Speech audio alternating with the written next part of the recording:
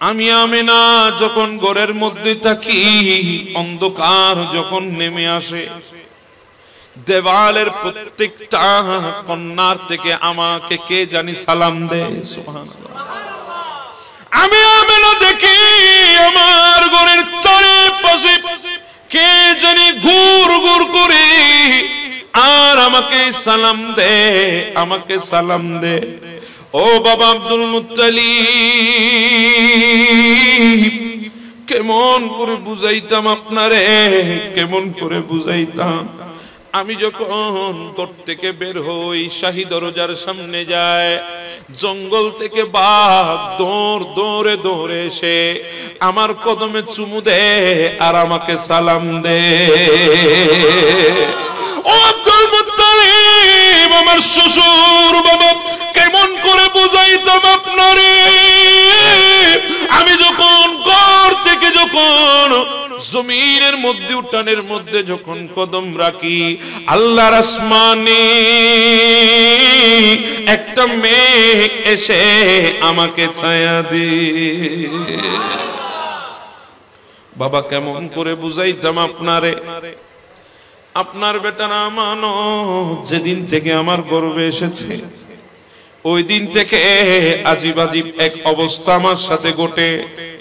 ও বাবা, আমি যখন কূপের কিনারায় পানি তুলতে যাই, আমি প্রত্যেক দিন তো পানি তুলি, আগেও পানি তুলতাম, কিন্তু এমন কোনোদিন হই নাই আমি কূপের কিনারায় গিয়ে বালতি ফেলি, রশি দিয়ে বালতি বেঁধে ফেলি, এরপরে রশি টেনে টেনে আমি পানি তুলি। সুবহানাল্লাহ। কি অসুবিধা হচ্ছে আপনাদের? আমি বালতি টেনে টেনে পানি তুলি।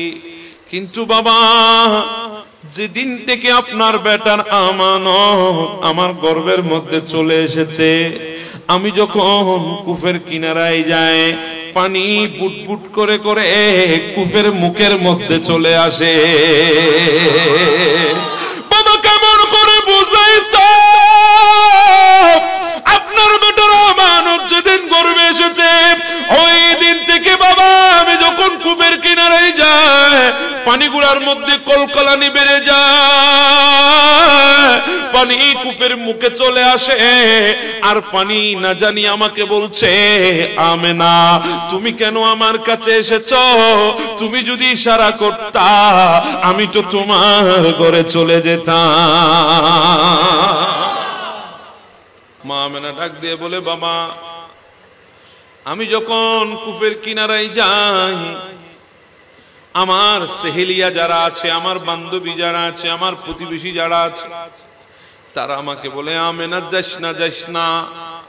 আমেনা তুই যতক্ষণ কূপের কিনারায় থাকোস, ততক্ষণ কূপের পানি আমাদেরকে বালতি ফেলে টেনে টেনে তুলতে হয় না। কূপের পানি কূপের মুখের মধ্যে থাকে, আর যখন তুই চলে যাস পানি আবার নিচে চলে যায়। আমার নবী দুনিয়ার বুকে আসবে, মা আমেনার ঘরের মধ্যে 570 খ্রিস্টাব্দ 12 রবিউল আউয়াল সুবে সাদিকের সময় আমার নবী দুনিয়ায় তশরিফ আনবেন।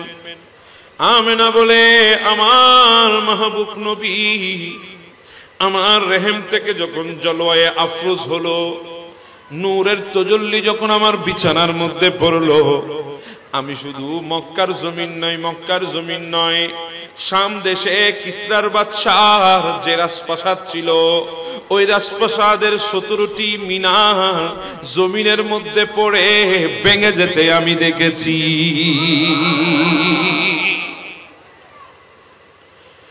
ফাতিমা বিনতে আব্দুল্লাহ বলে, আজীব এক অবস্থা দেখলাম 12 রবিউল আউয়াল 570 খ্রিস্টাব্দে সুবে সাদিকের সময় আমি যখন ঘর থেকে বের হই, হঠাৎ দেখতেছি আসমানের তারকাগুলো নামতে নামতে নামতে মা আমেনার ঘরের ছাদে এসে গেছে। মক্কার জমিনে একজন ইহুদি আগমন করেছে 1 বছর আগে। কয় বছর? 1 বছর পর্যন্ত মক্কার জমিনে ছিল। ওই ইহুদি প্রত্যেক দিন ফজরের বেলায় মানুষের দুয়ারে দুয়ারে যেত, মানুষের দুয়ারে দুয়ারে গিয়ে আঘাত করত দরজার মধ্যে, তোমাদের ঘরে কেউ জন্মগ্রহণ করেছে কিনা? তখন মানুষ যদি বলতো হ্যাঁ হ্যাঁ আমাদের ঘরে সন্তান জন্মগ্রহণ করেছে, বলে তাকে একটু আমার সামনে আনো। যখন সামনে আনা হতো চেহারা দেখতো, দেখার পরে বলতো না না আমি ইনার কথা বলছি না, এই কথা বলে সন্তানকে দিয়ে ওখান থেকে চলে যেত। আবার কোন ঘরে যাওয়ার পরে যদি বলতো এখানে কোনো সন্তান জন্ম নেয় নাই, তখন ওই বান্দা চেহারাটা মলিন করে চলে যেত। এইভাবে একটা বছর অতিবাহিত করে দিল মক্কার জমিনে। মানুষ তাকে মজনুন বলে আরম্ভ করলো, মানুষ তাকে পাগল বলে, মানুষ তাকে মজনুন হিসাবে চিনে, মানুষ তাকে মজনুন বলে, পাগল বলে। কিন্তু 12 রবিউল আউয়াল সুবহে সাদিকের পরে ওই ইহুদি আল্লাহর বান্দা আব্দুল মুত্তালিবের ঘরের সামনে গিয়ে বলে, আব্দুল মুত্তালিব, গতকাল সুবহে সাদিকের সময় যেই নূরানি একজন নবীর আগমন তোমার ঘরে হয়েছে, ওই নূরানি শিশুটাকে আমি দেখতে চাই। আব্দুল মুত্তালিব ডাক দিয়ে বলে, ও মজনুন, তুই তো মানুষকে বিরক্ত করিস প্রত্যেক দিন, আজকে আমার ঘরে চলে এসেছিস, তুই কিভাবে জানলি আমার ঘরের মধ্যে আমার নাতি এসেছে? কারণ এখনো তো আমি ঘরের বাহিরে যাই নাই, আমি এখনো কাউকে বলি নাই, আমি এখনো কাউকে শুনাই নাই, তুমি কিভাবে জানলা আমার ঘরে আমার নাতির জন্ম? বলে, আব্দুল মুত্তালিব, কেন জানবো না? তুমি ঘরের ভেতরে থাকো, আমি তো আসমানের নিচে থাকি। আমি গতকাল সুবহে সাদিকের সময় আমি দেখেছি আল্লাহর খানায় কাবা তোমার ঘরের দিকে সিজদায় পড়েছে। ও আব্দুল মুত্তালিব, আমি দেখেছি ওই খানায় কাবার ভেতরে 360টি মূর্তি ছিল, ওই মূর্তিগুলা তোমার ঘরের দিকে সিজদায় পড়ে যেতে দেখেছি। আমেনা বলে, আমিও দেখেছি যেদিন আমার নবী দুনিয়ায় এসেছে 3165 বছর ধরে যে আগুন দুনিয়ার জমিনে প্রজ্বলিত ছিল, ওই শাম দেশের মধ্যে আমার মাহবুব নবী যখন আগমন করেছে, ওই আগুন মুহূর্তের মধ্যে নিভে গেছে। আব্দুল মুত্তালিব, একটু আমাকে দেখানা। আমার নবীকে এনে দেখালেন। আব্দুল মুত্তালিবের কুলের মধ্যে আমার নবীকে যখন দেখলো, ওই বান্দা বলে, হ্যাঁ হ্যাঁ, আমি একটা বছর এই নবীর জন্য অপেক্ষা করছিলাম। আল্লাযীনা ইয়াজিদুনাহু মাকতুবান ইনদাহুম ফিত তাওরাতি ওয়াল ইনজিল। আল্লাহ যেই নবীর আলোচনা তৌরাত এবং ইনজিলের মধ্যে করেছে, আমি যেই নবীর আলোচনা ইনজিলের মধ্যে তৌরাতের মধ্যে পড়েছি, সেই নবীকে দেখার জন্য 1 বছর মক্কায় অতিবাহিত করেছি। ও আব্দুল মুত্তালিব, আমি এই নবীর কথাই বলছি। আমার নবী মা আমিনার কোলের মধ্যে মাত্র কয়েকদিনের শিশু বাচ্চা। মা আমিনা চোখ থেকে পানি ফেলে টপ টপ করে কাঁদে। হযরতে আবি তালেব গিয়ে বলে, আমিনা তুমি কাঁদো কেন, কারণ কি? বলে, বাবা, আজকে যদি আপনার সন্তান আব্দুল্লাহ থাকতো, আজকে যদি আমার স্বামী আব্দুল্লাহ যদি থাকতো, আজকে যদি আমার সন্তানের পিতা আব্দুল্লাহ যদি থাকতো, আমার সন্তানের জন্য খেলনা আনতো, আমার সন্তানকে খেলনা দিত। মক্কার মানুষরা যেভাবে শিশু বাচ্চার জন্য খেলনা আনে, সন্তানের জন্য খেলনা আনে, ওই খেলনা এনে আমার সন্তানের হাতে তুলে দিত। বাবা, আজকে আমার স্বামী নাই, আপনার সন্তান নাই, আমার সন্তানের পিতা আব্দুল্লাহ নাই, যার কারণে আমার সন্তানকে কে খেলনা এনে দেবে, কে খেলনা দেবে? এই কথা শুনে আমার আল্লাহ ডাক দিল, আমেনা তুমি খেলনার কথা বলছো, যদি আব্দুল্লাহ থাকতো আমার বন্ধুকে কি খেলনা দিত? খড়কুটার খেলনা, মাটির খেলনা। আমেনা তুমি চিন্তা করো না, আমি আমার বন্ধুর জন্য খেলনা দেব। তবে সূর্যটা ডুবতে দাও, চন্দ্রটা উঠতে দাও, আমার মাহবুব নবীকে কুল আসমানের নিচে রেখে দাও। আমার নবী আসমানে বসবে আর আমি আসমানের চন্দ্রকে নবীর খেলনা বানাই পাঠাই দেব।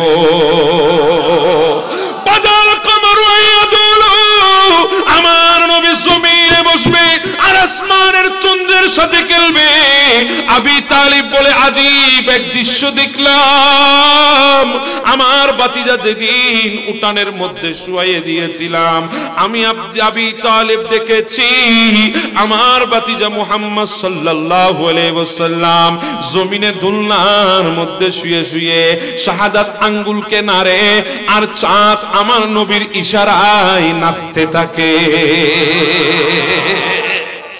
দুইটা মজলিস আল্লাহ করেছিলেন ওই রূহের জগতে। একটা মজলিসের মধ্যে আমরা ছিলাম আর একটা মজলিসের মধ্যে আমরা ছিলাম না। আল্লাহ আমাদেরকে নিয়ে একটা অঙ্গীকার করেছিলেন, সেখানে আমরা সবাই ছিলাম। আমাদের থেকে আল্লাহ পাক অঙ্গীকার নিয়েছেন, ওয়াদা নিয়েছেন, স্বীকারোক্তি নিয়েছেন। আল্লাহ বলেছিলেন, আলাস্তু বিরাব্বিকুম, আমি কি তোমাদের রব নই? আমরা সেদিন সবাই বলেছিলাম, ক্বালু বালা, হ্যাঁ আল্লাহ আপনি আমাদের রব, আপনি আমাদের স্রষ্টা, আপনি আমাদের প্রভু। সেই অঙ্গীকার আমরা করেছিলাম। আরেকটা অঙ্গীকার আল্লাহ নিয়েছিলেন নবীদের কাছ থেকে, যেই ব্যাপারে আল্লাহ কোরআনে বলেছেন, ওয়াইদ আখাযাল্লাহু মিসাকান নাবিয়্যিনা, সমস্ত নবীদের কাছ থেকে আল্লাহ অঙ্গীকার নিয়েছেন। আমার আল্লাহ তাদেরকে বলেছিলেন, লামা আতাইতুকুম মিন কিতাবি ওয়া হিকমা, আমি তোমাদেরকে কিতাব দান করব, হিকমত দান করব। এই কিতাব আর হিকমত দানের পেছনে তোমাদের কাছ থেকে একটা অঙ্গীকার নেব। অঙ্গীকারটা কি? সুম্মা জাআকুম রাসূলুম মুসাদ্দিকুল লিমা মাআকুম লা তুমিনুন্না বিহি ওয়া লা তানসুরুন্না, যখন আমার রাসূলের আগমন হয়ে যাবে, আমার রাসূলের উপরে ঈমান আনবে, আমার রাসূলকে সহযোগিতা করবে, এই বিষয়ের উপর আমি তোমাদের কাছ থেকে অঙ্গীকার চাই। সমস্ত নবীরা সেদিন অঙ্গীকার করেছিলেন রাসূলকে সহযোগিতা করার, অঙ্গীকার করেছিলেন রাসূলের উপরে ঈমান আনার। এখন প্রশ্ন হবে, হুজুর রাসূল তো 313 জন, 1,24,000 পয়গম্বর, ওই 1,24,000 পয়গম্বরের মধ্যে 313 জন আল্লাহর রাসূল, তো কোন রাসূলের ব্যাপারে আল্লাহ অঙ্গীকার নিয়েছেন? এখানে তো বলেছেন সুম্মা জাআকুম রাসূলুম মুসাদ্দিকুল লিমা মাআকুম, এখানে রাসূল শব্দ ব্যবহার করেছেন, কোন নবীর নাম তো আল্লাহ ধরেন নাই। তো কোন রাসূলের ব্যাপারে আল্লাহ অঙ্গীকার নিয়েছেন? এটা যদি আপনাদেরকে জানতে হয়, একটু আপনার দিমাগটা খাটাতে হবে। যেই দিমাগটা আপনি এখন গোটা পৃথিবীর পেছনে ব্যয় করেন, যেই দিমাগটা আপনি ফেসবুকের পেছনে ব্যয় করেন, যেই দিমাগটা আপনি ইনস্টাগ্রামের পেছনে ব্যয় করেন, ওই দিমাগটা এখানে কাটাতে হবে। রাসূল শব্দ ব্যবহার করেছেন, তো কোন রাসূলের কথা আল্লাহ বলেছেন? 313 জন রাসূল। এখন যদি আপনি রাসূলদের কালিমার দিকে যান, দেখবেন কোন রাসূলের কালিমার মধ্যে শব্দ রাসূল আল্লাহ ব্যবহার করে নাই, কোন নবীর কালিমার মধ্যে শব্দ রাসূল আল্লাহ আনে নাই। আদম সফিউল্লাহর কালিমা যদি দেখেন, লা ইলাহা ইল্লাল্লাহ, আদম সফিউল্লাহ। হযরত নূহ আলাইহিস সালামের কালিমা যদি দেখেন, লা ইলাহা ইল্লাল্লাহ, নূহ নজিউল্লাহ। হযরত দাউদ আলাইহিস সালামের কালিমা যদি দেখেন, লা ইলাহা ইল্লাল্লাহ, দাউদ খলিফাতুল্লাহ। এইভাবে ইব্রাহিমের কালিমা যদি দেখেন, লা ইলাহা ইল্লাল্লাহ, ইব্রাহিম খলিলুল্লাহ। ইসমাঈলের কালিমা যদি দেখেন, লা ইলাহা ইল্লাল্লাহ, ইসমাঈল জবিউল্লাহ। মূসা আলাইহিস সালামের কালিমা যদি দেখেন, লা ইলাহা ইল্লাল্লাহ, মূসা কালিমুল্লাহ। ঈসা রূহুল্লাহর কালিমা যদি দেখেন, লা ইলাহা ইল্লাল্লাহ, ঈসা রূহুল্লাহ। এইভাবে 313 জন রাসূলের কালিমা যদি দেখেন, কোন কালিমার মধ্যে, কোন নবীর কালিমার ভেতরে আল্লাহ শব্দ রাসূল ব্যবহার করে নাই। যখন আমার নবীর কালিমা আসলো, আল্লাহ বলে লা ইলাহা ইল্লাল্লাহ মুহাম্মাদুর রাসূলুল্লাহ। তো এই রাসূলের ব্যাপারে আল্লাহ অঙ্গীকার নিয়েছেন, সুম্মা জাআকুম রাসূলুন, যখন রাসূল আসবে, আপনারা আপনাদের নবুয়তের গদিকে ছেড়ে সেই নবীর হাতে হাত দিয়ে কলমা পড়ে নেবেন, সেই নবীকে সহযোগিতা করবেন। সুরে বলেন, এই কথাটাই আল্লাহ বলে দিয়েছেন। তো সেজন্য বলতে চেয়েছিলাম, এমন এক রাসূলের উম্মত আল্লাহ আমাদেরকে বানিয়েছেন, যেই রাসূলের ব্যাপারে আল্লাহ রাসূলদের কাছ থেকে, আম্বিয়াদের কাছ থেকে আল্লাহ অঙ্গীকার নিয়েছেন, আল্লাহ ওয়াদা নিয়েছিলেন, আল্লাহ ওনাদের কাছ থেকে স্বীকারোক্তি নিয়েছিলেন। এই যে এত বড় নবী আমরা পেয়ে আমাদের তো খুশির সীমা না থাকার কথা, আমাদের তো খুশি উদযাপন করার কথা, কিন্তু বড় আফসোস আজকে সেখানে আমাদের দলের মধ্যে একদল উঠে বলে সেও মুসলমান, মুসলমান, সেও নিজেকে মুমিন দাবি করে, সেই উঠে আজকে বলছে রাসূলের ওয়াফাতের দিনে তুমি ঈদে মিলাদুন নবী করো কোন যুক্তিতে? রাসূলের ইন্তেকালের দিনে তুমি খুশি উদযাপন করো কোন দুঃখে, কোন সুখে, কোন যুক্তিতে? আমি তাদেরকে একটা কথা বলতে চাই, যিনি দুনিয়া থেকে চলে গেছে তার মাতম মানানো জায়েজ, যিনি দুনিয়া থেকে চলে গেছে তার শোক করতে হবে, যিনি দুনিয়া থেকে চলে গেছে, মারা গেছে, ইন্তেকাল হয়ে গেছে, তার মাতম করতে হবে। আমার নবী তো জিন্দা নবী। কথা বলেন না বাবা, ঠিক না ঠিক? আমার নবী তো জিন্দা নবী। এখন বলবেন হুজুর কোত্থেকে দলিল দিলেন? আমাদের হুজুরও তো হাজার হাজার দলিল আপনাদের সামনে পেশ করেছে, সেই শুরু থেকে এখন পর্যন্ত চলছে আমার নবী হায়াতুন নবীর উপরে। কিন্তু আমাদের দলিল বাদ দেন, তাদের মৌলানা সাহেব কি লেগেছে, ওই দেওবন্দ মাদ্রাসার বাণী যাকে বলা হয়, আবুল কাসেম নানুতুবি যাকে বলা হয়, ওনার কিতাব আবে হায়াতের মধ্যে তিনি লিখেছেন আমার নবী জিন্দা। যদি আমার নবীকে এক সেকেন্ডের জন্য যদি মুর্দা মনে করে, তাহলে এই গোটা দুনিয়া এটা তছনছ হয়ে যাবে, দুনিয়া থাকবে না যদি আমার নবী হায়াতের মধ্যে না থাকে। কিন্তু একটা কথা, হায়াতটা উপরে হোক, হায়াতটা নিচে হোক, আমার নবীর হায়াতে জিন্দেগির মধ্যে এখনো আছেন। আমার নবী আমাদেরকে দেখছেন, আমার নবী আমাদের সম্পর্কে জানেন, আমাদের নবী আমাদের সম্পর্কে জানেন, আমার নবী আমাদের সম্পর্কে দেখতেছেন, আমার নবী আমাদের সম্পর্কে সমস্ত কিছু আমার নবী অবজারভেশন করতে পারছেন। না হলে তো এমন হাদিস আসতো না, মা মিন আহাদিম ইউসাল্লিমু আলাইয়া ইল্লা রাদ্দুল্লাহি আলাইয়া রূহি হাত্তা আরুদ্দু আলাইহিস সালাম। উম্মত যখন সালাম দেয়, নবী রওজায়ে পাকের ভেতরে বসে বসে সালামের উত্তর দেয়। সুবহানাল্লাহ। আর একটু জোরে বলি না সুবহানাল্লাহ।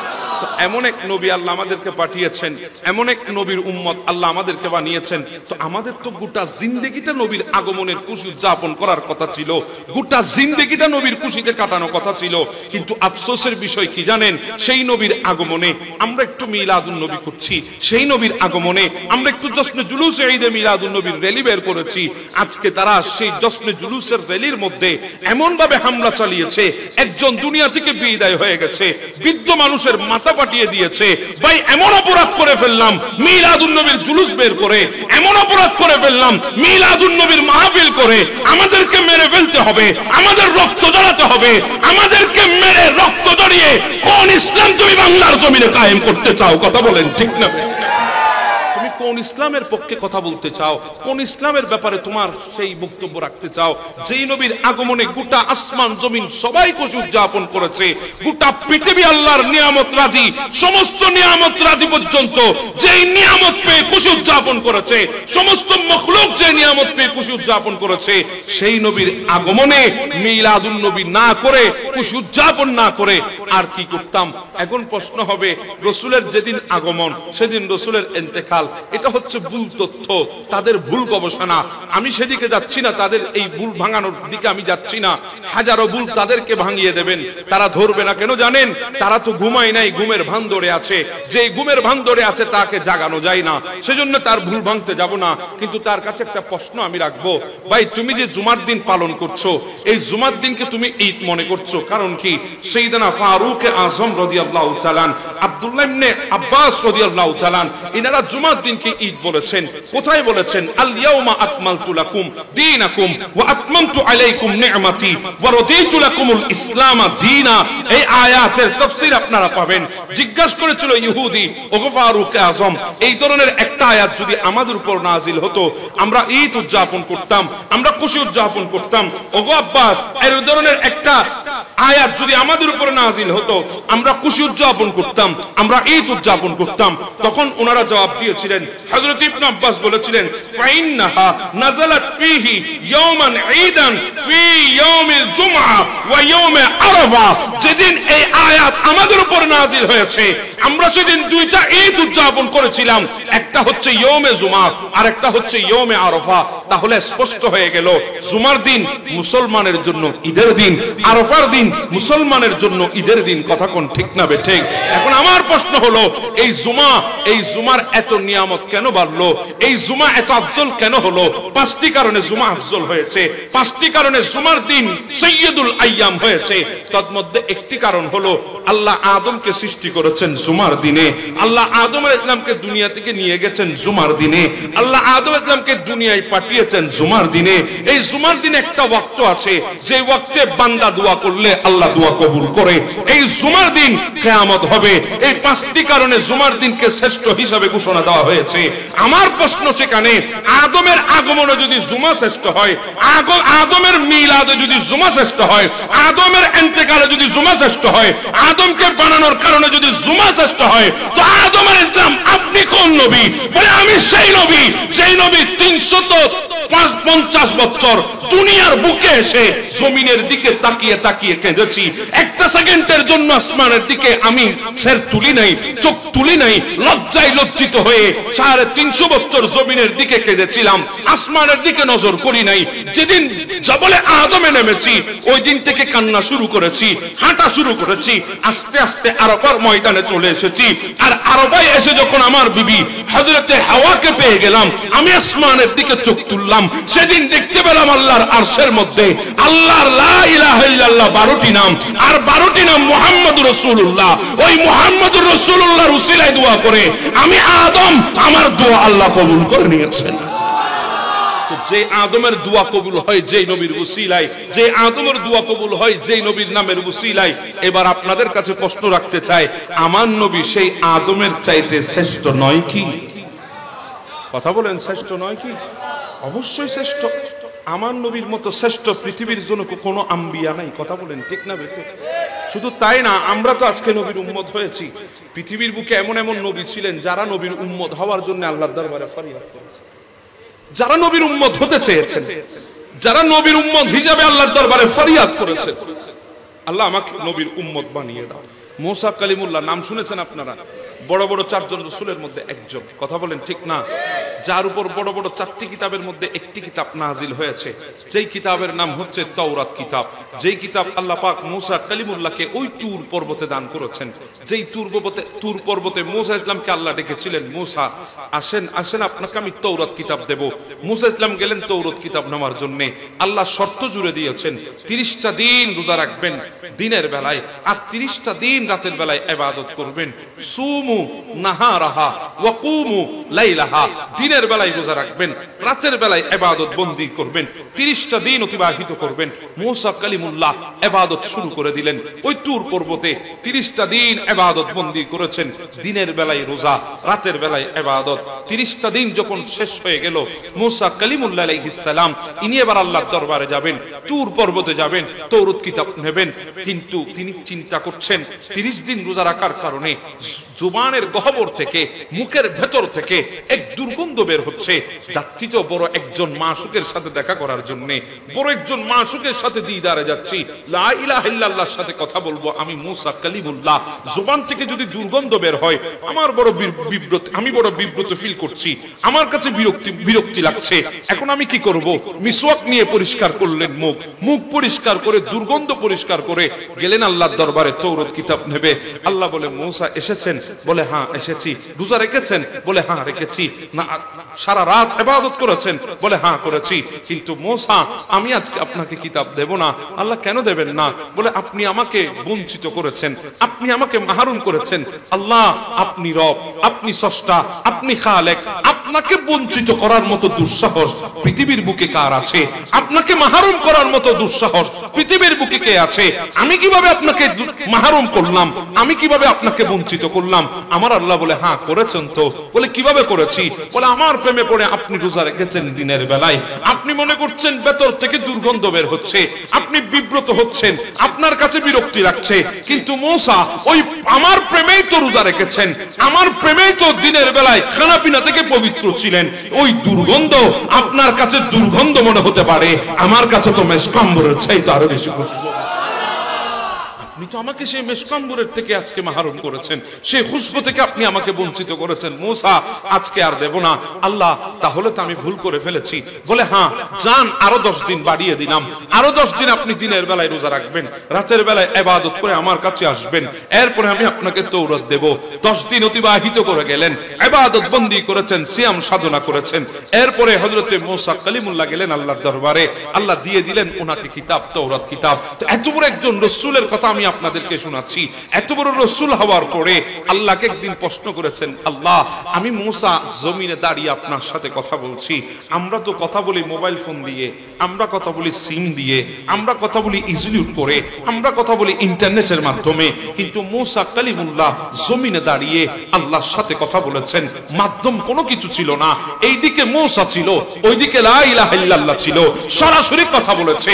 জমিন থেকে আল্লাহর কাছে সরাসরি পয়গাম পাঠিয়েছে, আল্লাহ পয়গাম পাঠিয়েছে, দুইজনের কথাবার্তা চলেছে। ওনার নাম মুসা কালিমুল্লাহ। এমন পাওয়ারফুল রাসূল ছিলেন, আল্লাহ লাঠি দিয়েছেন, ইদরিব বিআসাকা, ওই আসা মুবারক দিয়ে যখন পাথরের উপরে আঘাত করত, পাথর থেকে ঝর্ণা বের হতো, নদীর উপরে আঘাত করলে নদীর উপরে ব্রিজ হয়ে যেত, ওই মুসা কালিমুল্লাহ লাঠিকে নিক্ষেপ করলে সাপ হয়ে যেত। এত বড় জলিলুল কদরের পয়গম্বর মুসা কালিমুল্লাহ, উনি বলে আল্লাহ জমিনের মধ্যে আমার চাইতে আপনার বড় কাছে আর কেউ আছে? আমার চাইতে আপনার নিকটে আর কেউ আছে? আমার চাইতে আপনার কাছাকাছি আর কেউ বসবাস করে? আমার আল্লাহ বলে, মুসা হ্যাঁ হ্যাঁ, আপনার চাইতে আরো নিকট আমার কাছে আমার কিছু বান্দা আছে, আপনার চাইতে আরো কাছে আমার কিছু বান্দা আছে। মুসা ইসলাম বললেন, আল্লাহ তারা কারা? বলে তারা এখনো দুনিয়ার জমিনে আসে নাই, তবে দুনিয়ার জমিনে তারা আসবে। আরো পরে তাদেরকে আপনি দেখবেন না, তারা আপনাকে দেখবে না। বলে আল্লাহ তারা কে? বলে তারা হলো আমার আখিরি নবীর উম্মত, যারা দুনিয়ার বুকে আসবে আমার আখিরি নবীর উম্মত। তারা সারা দিন উপোস থাকবে, ক্ষুধার্ত থাকবে, টুটগুলো কাঠের মতো হয়ে যাবে, তারা আমার বয়ে খানা পিনার দিকে হাত বাড়াবে না। সারা দিন 14 ঘন্টা 16 ঘন্টা পর্যন্ত তারা উপোস করে বসে থাকবে, কিন্তু খানা পিনা তাদের সামনে থাকার পরেও হাত লাগাবে না, তারা না খেয়ে থাকবে। আমি আল্লাহকে রাজি করার জন্য খানা পিনার দিকে তাদের হাত বাড়াবে না। এত কষ্ট করে সারা দিন রোজা রেখে ইফতারের সময় যখন তারা বসবে, তখন আমি আল্লাহ তাদের কাছে চলে যাব। ওগো মুসা, আপনি জমিনে দাঁড়িয়েছেন, আমার সাথে কথা বলছেন, মাঝখানে 70টি পর্দা আছে, কিন্তু আমার ওই আখিরি নবীর উম্মত যখন ইফতারি সামনে নিয়ে বসবে, আমি আল্লাহ আর আমার ওই আখিরি নবীর উম্মতের মাঝে কোনো পর্দা থাকবে না, আমি তাদের এত কাছেই চলে আসবো। সুবহানাল্লাহ। ফজিলত তো শুনে ফেললেন মুসা কালিমুল্লাহ, শুনে আল্লাহর কাছে ফরিয়াদ তুলে দিন, আল্লাহ ইলাহি ইজআলনি নবিয়্যা তিলকাল উম্মতি, আল্লাহ আমাকে সেই নবীর উম্মত হিসাবে কবুল করো যেই নবীর উম্মতের এত কাছে আপনি থাকবেন। সেই নবীর উম্মত আল্লাহ তুমি আমাকে বানিয়ে দাও, সেই নবীর উম্মত হিসাবে তুমি আমাকে কবুল করে নাও। আমার আল্লাহ বলে, মুসা আপনি অনেক আগে চলে এসেছেন, ওই নবী আরো অনেক পরে আসবে, আপনি ওই নবীকে পাবেন না, ওই নবীকে দেখবেন না, এটা সম্ভব না। তবে মুসা, আমি আপনার হৃদয়ের আকুতিকে আমি কবুল করে নিলাম, আমি জান্নাতে ওই নবীর সঙ্গী আপনাকে বানিয়ে দিলাম। আর তো জোরে বলি না সুবহানাল্লাহ। এটা তো গেল মুসা কালিমুল্লাহ আলাইহিস সালাম। হযরতে দানিয়েল আলাইহিস সালাম, ইনি তো আজীব এক ফরিয়াদ করেছেন, ইনি তো আজীব এক তামান্না করেছেন, ইনি আজীব আল্লাহর দরবারে এক আশা রেখেছেন। হযরতে দানিয়েল আলাইহিস সালাম আমার হুজুর আছে, ওনার পরিচয় দিতে গেলে অনেক লম্বা, একটুকু দিয়ে আমি সামনের দিকে যাই। হযরতে দানিয়েল আলাইহিস সালাম, যাকে সিংহ মানব বলা হয়, যার হুকুম সিংহের উপরে চলতো, যার রাজত্ব সিংহের উপরে চলতো, যেই সিংহকে দেখলে আমরা পালিয়ে যাই।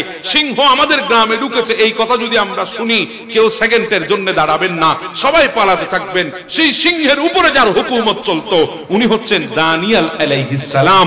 দানিয়েল আলাইহিস সালাম উনি আজীব ফরিয়াদ করেছেন, আল্লাহ আমি আপনার ওই আখিরি নবীর উম্মত হতে পারবো না, আমি জানি, কিন্তু আল্লাহ তোমার দরবারে ফরিয়াদ করছি, আমার ইন্তেকালের পরে আমার লাশটা তুমি দুনিয়ার জমিনে অক্ষত রেখে দিবে, তোমার ওই আখিরি নবীর উম্মতের হাত দিয়ে আমাকে দাফন করবে। আরে ভাই আরো জোরে বলেন না সুবহানাল্লাহ। উনি নবীর উম্মত।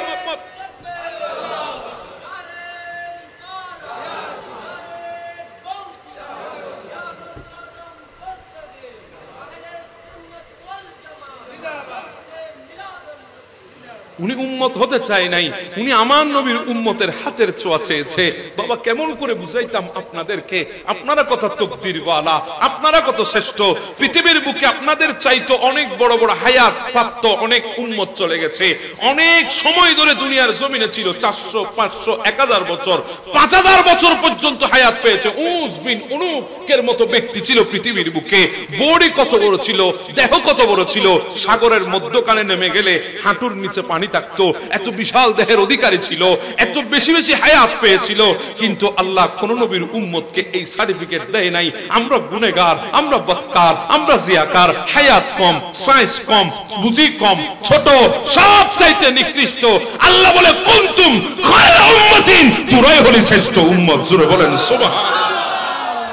আরে বাবা, নবীর মিলাদুন নবী বাদ দেন, শুধু কুনতুম খায়রা উম্মাতিন যেই নবীর নিসবতের কারণে পেয়েছি, যেই নবীর উসিলায় পেয়েছি, এই কুনতুম খায়রা উম্মাতিন এটা শুকর আদায় করলে তো হায়াত চলে যাবে, ইন্তেকাল হয়ে যাবে, দুনিয়া থেকে চলে যাব, দুলিশাত হয়ে যাব, এরপরেও ওই কুনতুম খায়রা উম্মাতিনের শুকর আদায় হবে না। কথা বলি না, ঠিক না ঠিক? বলছিলাম দানিয়েল আলাইহিস সালাম ফরিয়াদ করেছে, আল্লাহ আমাকে আখিরি নবীর উম্মতের হাত দিয়ে দুনিয়া থেকে নিয়ে যাবে, দাফন করবে। 2500 বছর, 2500 বছর আল্লাহ ওনাকে রেখে দিয়েছেন পৃথিবীর উপরে, জমিনের উপরে রেখে দিয়েছেন। আমার নবী বলে গেছেন, আমার উম্মতের মধ্যে হযরতে দানিয়েল আলাইহিস সালামকে তোমরা দাফন করবে। তুস্তর নগরী যখন বিজয় হবে, সেই তুস্তর নগরীর মধ্যে দানিয়েল আলাইহিস সালামের লাশ মুবারক খুঁজে পাবে। হযরতে আবু মুসা আশআরী রাদিয়াল্লাহু তাআলা ইনার নেতৃত্বে যখন তুস্তর নগরী বিজয় হলো, এটি বলে আমার দেমাকের মধ্যে রাসূলের হাদিস চলে এসেছে। আমার নবী বলেছে দানিয়েল আলাইহিস সালামের লাশ মুবারক এখানে আছে। আমি খোঁজা আরম্ভ করলাম, খুঁজতে খুঁজতে খুঁজতে একটা জায়গায় গিয়ে একজন মানুষকে দেখতে পেলাম। ওই মানুষকে গিয়ে জিজ্ঞাসা করছি, যেই মানুষটার নাম হচ্ছে হারকুশ, ওনাকে যে জিজ্ঞাসা করছি, ভাই দানিয়েল আলাইহিস সালামের লাশ মুবারক কোথায় আছে তুমি জানো? হারকুশ বলছে, হ্যাঁ হ্যাঁ আমি জানি। কোথায়? বলে ওই যে সন্দুক দেখা যায়, ওই সন্দুকের ভেতরে দানিয়েল আলাইহিস সালামের লাশ মুবারক আছে। হযরতে আবু মুসা আশআরী ইনি গিয়ে যখন সন্দুক খুললেন, দেখে ওখানের ভেতরে দানিয়েল আলাইহিস সালামের লাশ। হায় আল্লাহ, দানিয়েল আলাইহিস সালাম, হায় আল্লাহ, দানিয়েল আলাইহিস সালাম এত বড় নবী হওয়ার পরেও তোমার আখিরি নবীর উম্মতের হাতের ছোঁয়া চেয়েছে। আল্লাহ কেমন দামি তুমি আমাদেরকে বানিয়েছো, কেমন তাকদীরওয়ালা তুমি আমাদেরকে বানিয়েছো। সারা জীবন যদি এই নিয়ামতের শুকর আদায় করি, আল্লাহর কসম এক সেকেন্ডের জন্য সুযোগ হবে না, এক সেকেন্ডের জন্য আদায় হবে না, এক সেকেন্ডের জন্য শেষ হবে না। হযরতে দানিয়েল আলাইহিস সালামকে আবু মুসা আশআরী যখন পেয়ে গেলেন, ফারুক আজমের কাছে চিঠি লিখেছেন, আমিরুল মুমিনিন পেয়ে গেছি দানিয়েল আলাইহিস সালামের লাশ মুবারক। হযরতে ফারুক আজম বলে, উনাকে তোমাদের হাত দিয়ে দাফন করে দাও, কারণ ইনার দিলের তামান্না ছিল আখিরি নবীর উম্মতের হাতের ছোঁয়া পাবে। সুবহানাল্লাহ, আরো জোরে বলি না বাবা সুবহানাল্লাহ। সেই আখিরি নবীর উম্মত আমরা, কথা বলেন ঠিক না? সেই আখিরি নবীর শ্রেষ্ঠ উম্মত, কুনতুম খায়রা উম্মাতিন, যেই নবীর উম্মতকে আল্লাহ ডাক দিয়েছেন। এত বড় শ্রেষ্ঠত্ব লাভ করার পরেও আমাদের চলা চরিত্রের মধ্যে কোন শ্রেষ্ঠত্বের নমুনা আছে? জি বলেন না, আছে? আজকের দিনে এসে শ্রেষ্ঠ নবী উম্মত হয়ে আজকের দিনে এসে আমাদেরকে ওয়াজ করার জন্য বিষয় দেয় নারীর পর্দা। শ্রেষ্ঠ নবীর উম্মত হয়ে আজকের দিনে এসে আমাদেরকে ওয়াজ করতে হয় ছেলেদের পর্দা। বড় আফসোসের বিষয়, সেখানে কোন নবীর উম্মত হলাম, কি হাইসিয়ত আমার ভেতরে জেগে উঠলো, আমি সেই নবীর উম্মত পরিচয় দিলাম। হায়রে নারে তাকবীর, নারে রিসালাতের স্লোগান, জশ্নে জুলুসে গিয়ে নবীর ইশক আর মুহাব্বতের স্লোগান, সবগুলা ওই জুলুসের মধ্যে সীমাবদ্ধ, সবগুলাই মাহফিলের প্যান্ডেলে সীমাবদ্ধ। কই যুবক, আজকে তো তুমি বললা না পৃথিবীর বুকে কোন নাপিতের দোকানে গিয়ে তুমি ঘন্টার পর ঘন্টা গুগল চার্জ দিয়ে চুলের কাটিং বের করেছো, ঘন্টার পর ঘন্টা চুলের কাটিং বের করেছো তুমি, বিভিন্ন সেলিব্রিটির চুলের কাটিং এর স্টাইল, বিভিন্ন ফুটবলার সেলিব্রিটিদের চুলের কাটিং এর স্টাইল তুমি বের করে নাপিতের দোকানে গিয়ে বলেছো এই স্টাইল আমাকে চুল কেটে দাও। তুমি তো আখিরি নবীর শ্রেষ্ঠ উম্মত, কই একবারও তো বললে না দুনিয়ার সেলিব্রিটি বাদ দিয়ে দাও, আসমান আর জমিনের মধ্যে সবচাইতে বড় সেলিব্রিটি যার আগমনে আল্লাহ ফেরেশতাদেরকে ছুটি দিয়েছে, আসমানের ফেরেশতা এক আসমানে গিয়েছে, এক আসমানের ফেরেশতা এক আসমানের ফেরেশতার সাথে গলা লেগেছে, ঈদ মুবারক জানিয়েছে, মুসাফা মুআনাকা করেছে, সেই বড় সেলিব্রিটির আগমন দুনিয়ার বুকে এসেছে, আমরা সেলিব্রেট করছি। কিন্তু কই একবারও তো বললে না নাপিতের দোকানে গিয়ে সেই আখিরি নবীর সুন্নত স্টাইলে আমাকে চুল কেটে দাও। কথা বলেন ঠিক না বেঠিক? একবারও তো বললেন না সেই আখিরি নবীর সেই চুলের স্টাইল আমাকে চুল কেটে দাও। একবারও তো বললেন না সেই আখিরি নবীর দাড়ির কাটিং আমাকে দাড়িটা কেটে দাও। কই একবারও তো আপনার শরীরে সেই আখিরি নবীর শ্রেষ্ঠ আখলাক, সেই নবীর চরিত্র আমি একবারও ফলো করলাম না, সেই নবীর পোশাক আশাক আমি একবারও নিলাম না। আমি এমন ভাবে চলাফেরা করছি, নাভির নিচে প্যান্ট পরেছি, মসজিদে গিয়ে যখন তাকবীরে তাহরিমা করলাম, রুকুর পরে যখন সিজদা গেলাম, নাভির নিচে প্যান্ট পরার কারণে পেছন দিক থেকে গেঞ্জি যখন উঠে যায় বিরাট এক সোনার বাংলা দেখা যাইতেছে। কথা বলেন না ভাই, ঠিক না? আমি কি ভুল বলছি নাকি কথাগুলো?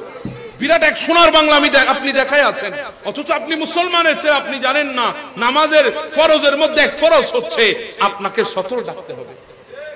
আপনি কি ডাকতে হবে? তো সতর আপনি ডাকলেন, আপনি তো নাবির নিচে প্যান্ট পরলেন, আপনি না রসুলের শ্রেষ্ঠ উম্মত, এতক্ষণ আমার সাথে মুখে মুখ মিলিয়েছেন, এতক্ষণ ফখরে সিনা তান হয়ে গেছে, আপনি না নবীর শ্রেষ্ঠ উম্মত, আপনি নিজেকে দাবি করেন, তো আপনি তো জানেন না আপনার সতরটা কোথায়। বয়স তো অনেক হয়ে গেল, কবরে যাওয়ার সময় হয়ে গেছে, কিংবা আপনি দুনিয়া থেকে যাওয়ার সময় হয়ে গেছে, আপনি যুবক হয়ে গেছেন, এখনো পর্যন্ত জানলেন না আপনার সতরটা কোথায়। আরে বাবা, সতর, পুরুষের সতর হচ্ছে নাভির উপর থেকে হাঁটুর নিচ পর্যন্ত। আর আপনি তো জীবনে কোনোদিন নাভি বরাবর প্যান্ট পরেন নাই, সব সময় ডেঞ্জারাস জায়গার লগো দিয়ে আপনি না প্যান্ট পরেছেন। কথা বলেন ঠিক না? একদম ডেঞ্জারাস জায়গা দিয়ে লগো দিয়ে আপনি প্যান্ট পরেছেন, ডেঞ্জারাস জায়গা দিয়ে ইতুন শুরু ইচ্ছেদ পর্যন্ত অনেক। আমি কি ভুল বলছি নাকি? এমন ভাবে আপনি প্যান্ট পরলেন, সিজদা যাওয়ার সাথে সাথে গেঞ্জি যদি উঠে যায় দেখা যায় না সতর? কি বলেন, দেখা যায় না? আপনি তো আখিরি নবীর উম্মত বললেন এখন। আপনি এইভাবে সতর কিভাবে আপনি পড়লেন? আপনার সতর ডাকা তো শুদ্ধ হলো না। আপনি নিজে গুনাহগার হচ্ছেন না, বরং আরেকজনকে জোর করে গুনাহগার বানাইতেছেন। আমি কি ভুল বলছি নাকি? আরেকজনকে গুনাহগার বানাইতেছেন আপনি। সতর দেখানো এটা সগীরা গুনাহ। কথা বলেন ঠিক না? ওই ঠিক বলে। কোন যুগে আসি কি ওয়াজ করতেছে? আপনারা সতর দেখানো এটা কবিরা গুনাহ, এটাও জানেন? সতর দেখা কি কবিরা গুনাহ। যে দেখাইতেছে সে গুনাহগার হইতেছে, যে দেখতেছে। কথা বলেন ঠিক না? আমাদের অনেক মুরব্বীরা আছে, বয়স হয়ে গেছে, রাগ করবেন না রে বাবা, আমি আপনাদের পায়ে হাত রেখে আগে ক্ষমা চেয়ে নিই। অনেক মুরব্বী আছে, বিলের দিকে যখন নামবে, জমিনের দিকে যখন নামবে, ডানে বামে সাহেমত না ফটো করে তুলি বিলি। ওবা মিশা হইন হন ইতার বেগ গুনিয়া গুসো যে বহুদূর এত না আরাম আছিল, আমি এত বি আরামত করে গেলাম গুই গুসো দিলি কোন হনবা না মুরব্বী বাজি অনন বয়সী অনন দুনিয়া তো যাবেন গো, আর বেশি দিন নাই। মানুষের বুঝন আটটা একখান খবরত গিয়ে গুই আয় আর কদিন তো অনেক জমিনের নাম তো সমুদ্রে ফুন্দুর গুচ্ছ মারি দিলেন আরামসে। ওবা বলেন, সেকেন্ডে কবিরা গুনার মধ্যে লিপ্ত হচ্ছে আমরা। সেকেন্ডে কবিরা গুনার মধ্যে আমরা লিপ্ত হচ্ছি। একবার চিন্তা করে দেখেন না, হায়াত তো শেষ, যেতে হবে ওই পুকুরের পারে। শুধু আমি যাব এমনটা নয়, আমার চাইতে আরো বাহাদুর ব্যক্তি পৃথিবীর জমিনে ছিল, আজকে গোরস্থানে নিচে দাফন হয়ে গেছে, খবর পর্যন্ত নাই। কথা বলেন ঠিক না বেটে? আমাদেরকে যেতে হবে। এসেছেন থাকার জন্য নয়, যাওয়ার জন্য। আপনি আসেন থাকার জন্য নয়, যাওয়ার জন্য। আপনি এখান থেকে কোন আত্মীয়র বাড়ি গিয়েছেন থাকার জন্য নয়, ওয়াপেস আসার জন্য। কথা বলেন ঠিক না? তো আমরাও এসেছি দুনিয়ার জমিনে থাকার জন্য নয়, যাওয়ার জন্য। তো যাইতে হলে যাওয়ার মতো যাইতে হবে। কথা বলেন ঠিক না? আমাদের অনেক মা বোন আছেন, ইনারা মনে করেন শুধু আমরা ফর্দার কথা বলি, মনে হয় এটা আলেমরা বলে না। এমনটা না, এটা কোনো আলেম ফরজ করে নাই, ডাইরেক্ট আল্লাহ ফরজ করেছেন এই বিধান। আমার আল্লাহ ফরজ করেছেন পর্দার বিধান। আপনার উপরে নামাজ যেমন ফরজ, আপনার উপরে পর্দাও তেমন ফরজ। তো বড় আশ্চর্যের বিষয়, আপনি হাদি সাহেব, আপনি গাজী সাহেব, আপনার ঘরের মানুষ, স্ত্রী, আপনার ঘরের মেয়ে, আপনার ঘরের যারা মহিলা আছেন, ইনারা বেপরদায় চলাফেরা করছেন। আপনার হাজি, আপনার গাজী, এগুলোর মধ্যে কোনো ফরক আসতেছে না। আপনি এগুলা মানুষকে বলেন, ফহর করেন মানুষের সামনে, অথচ আপনার ঘরের মানুষগুলো আজকে বেপরদা হয়ে রাস্তাঘাটে বের হয়ে গেছে। আসলে আমি কি ভুল বলছি? আমার হুজুর এখানে বসা আছেন, এগুলার দায়ভার আপনাদেরকে নিতে হবে কিয়ামতের ময়দানে। কারণ আপনার মেয়ে সেদিন বলবে আমার বাবা আমাকে শিক্ষা দেয় নাই পর্দা, আপনার বিবি বলবে আমার স্বামী আমাকে বাধ্য করে নাই পর্দার জন্য। বেপরদা হয়ে আজকে বের হয়ে গেছে মার্কেটে। একটা জিনিস মনে রাখবেন, জিনিস যত দামি হয়, ওই দামি জিনিস তত বেশি সিকিউর ভাবে রাখা হয়, গোপন জায়গায় রাখা হয়। আমার আল্লাহ দুনিয়ার জমি একটা দামি জিনিস বানিয়েছেন, সেই দামি জিনিসটা হচ্ছে আমাদের মা বোন। কেমন দামি জানেন? আমি স্বর্ণ এনে আমার ড্রয়িং রুমের টেবিলে রাখবো না, আমি টাকা এনে আমার ড্রয়িং রুমের টেবিলে রাখবো না, এগুলো আমি আমার ঘরের একটা গোপন জায়গা সন্দুকের ভেতরে আমি রাখবো, লকারের ভেতরে আমি রাখবো, কারণ এগুলো আমার কাছে সবচেয়ে বেশি দামি, এগুলো আমার কাছে সবচাইতে বেশি মূল্যবান, সেজন্য আমি সেখানে রাখবো। তো আমার আল্লাহ বল দুনিয়ার জমিনে যারা নারী জাতি আছে তাদেরকে আল্লাহ বড় মূল্যবান বানিয়েছেন, আল্লাহ তাদেরকেও বড় দামি বানিয়েছেন। এজন্য আমার আল্লাহ তাদেরকে পর্দা দিয়ে পর্দার ভেতরে রেখেছেন। কেন? কারণ এটাই হচ্ছে সেই গর্ব, যেই গর্বে পর্দার মধ্যে থাকলে ওই গর্ব দিয়ে আল্লাহর বলি বের হবে। সুবহানাল্লাহ। আমি কি বুঝাতে পারছি আপনাদেরকে? মা ফাতেমাতুজ জোহরার কথা যদি আমি বলি আপনাদেরকে, আসমানের চন্দ্র কোনোদিন দেখে নাই, আসমানের চন্দ্র কোনোদিন যাকে দেখে নাই, আসমানের সূর্য যাকে কোনোদিন দেখে নাই। আমরা তো মা ফাতেমাতুজ জোহরার কথা বলে চোখের পানি ফেলি, ইনাকে আসমানের চন্দ্র দেখে নাই, আসমানের সূর্য কোনোদিন দেখে নাই। ইনি এমন এক মহিলা ছিলেন, দুনিয়া থেকে চলে যাবেন, স্বামীকে বলেছেন, স্বামী আমাকে রাত থাকতে থাকতে জানাজা দিয়ে তাড়াতাড়ি আমাকে দাফন করবেন, যাতে আমার শরীরের সাইজ কিরকম এটাও যাতে মানুষ না জানে। কথা বুঝতেছেন আমার কথা? এগুলো আপনাদের কাছে আজীব মনে হবে, বলবেন হুজুর 2024 আজই কোন ওয়াজ করতেছেন আপনি? আল্লাহ আমাদেরকে বোঝার তৌফিক দান করে দিন। আর একটু জোরে বলি না আমিন। আসলে আপনাদেরকে একটু রাসূলের আগমনের দিকে নিয়ে যায়। আমার বাবারা, সাইয়েদেনা আমেনা রাদিয়াল্লাহু তাআলা উনি যখন গড় থেকে বের হতেন, আশেপাশে পাড়ার মানুষগুলা বলা বলি করত, আরে দেখো দেখো আব্দুল্লাহর পুত্রবধূ আমেনা, ইনি আমাদের কুরাইশদের রসম মানে না, কুরাইশদের রসম সম্পর্কে ইনার কাছে কোনো জ্ঞান নাই, কোনো ধারণা নাই। মানুষ যখন কথাগুলো বলা বলি করছে, আব্দুল মুত্তালিব আমার রাসূলের দাদার কানের মধ্যে এসে কথাগুলো লাগলো। আব্দুল মুত্তালিব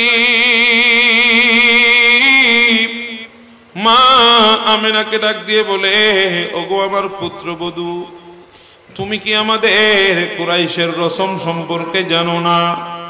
আমাদের কুরাইশের কতগুলা নিয়ম আছে, কানুন আছে, এগুলা সম্পর্কে কি জানো না? আমেনা ডাক দিয়ে বলে, বাবা আমি কি করেছি, এমন কি করলাম, কোন রসম কোন নিয়ম আমি ভঙ্গ করেছি, আমাকে একটু দেখাই দেন। আব্দুল মুত্তালিব ডাক দিয়ে বলে, আমেনা রে,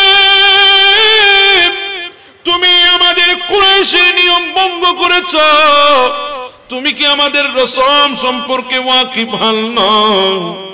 আমাদের কুরাইশের মধ্যে রসম আছে, যেই মহিলার স্বামী দুনিয়া থেকে বিদায় হয়ে যাবে, ওই মহিলা শরীরের মধ্যে সুগন্ধি লাগাইতে পারবে না, ওই মহিলা সাজুগুজু করতে পারবে না।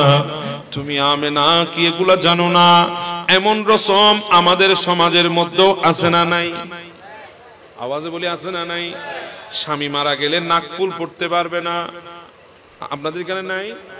নাকফুল দিতে পারবে না, মহিলা সাজগুজ করে ঘর থেকে বের হতে পারবে না, আছে না নাই? আছে। এই রসমগুলো আমাদের সমাজের মধ্যেও। আমেনা তুমি আমাদের রসমগুলা মানো নাই, তোমার শরীরের মধ্যে আজীব এক মেহেক, আজীব এক সুগন্ধি আমি পাচ্ছি। আমি এতদিন কিছু বলি নাই আমেনা, কারণ তুমি আমার পুত্রবধূ, আমার বলতে লজ্জা হচ্ছে, আজকে বলতে বাধ্য হলাম, কারণ আশেপাশের মানুষ বলা বলি করছে, কানাঘুষা করছে, কথাগুলো আমার কানে এসেছে, এই জন্য না বলে আমি আর পারলাম না, তাই তোমাকে বললাম। তখন মা আমেনা ডাক দিয়ে বলে, বাবা আব্দুল মুত্তালিব, আপনি কোন সুগন্ধির কথা বলছেন? আমার শরীর থেকে যে সুগন্ধি বের হয় সেই সুগন্ধির কথা বলে। হা হা বলে, আব্দুল মুত্তালিব আমার বাবা শুনুন শুনুন, শুধু শরীর কেন, এই কথা বলে মুখ থেকে একটু করে তুপ মারলেন। তু যখন জমিনে পড়লো, তখন আমেনা ডাক দিয়ে বলে, বাবা কিছু মনে না করবেন না, বেয়াদবি নেবেন না, আমি যে তুতু জমিনে ফেলেছি ওই তুতু থেকেও সুগন্ধি বের হচ্ছে। ও আমার বাবা, কেমন করে বুঝাইতাম আপনারে, আপনার বেটার আমানত যেদিন থেকে আমার গর্ভের মধ্যে আসলো, আমি আমেনার ভেতরে পরিবর্তন আরম্ভ হয়ে গেছে। বাবা আমি কোনো সুগন্ধি লাগাই নাই, আমি কোনো আতর, গোলাপ জল, পারফিউম ব্যবহার করি নাই। যেদিন থেকে আপনার বেটার আমানত আমার গর্ভের মধ্যে এসেছে, আমি আমেনার শরীর থেকে মেশকের চাইতে আরো বেশি সুগন্ধি বের হচ্ছে।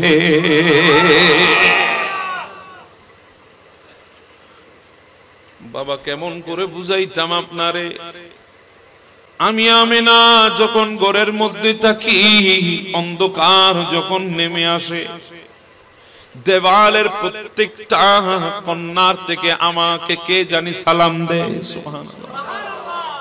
আমি আমেনা দেখি আমার ঘরের চারপাশে কে জানি ঘুর ঘুর করে আর আমাকে সালাম দে, আমাকে সালাম দে।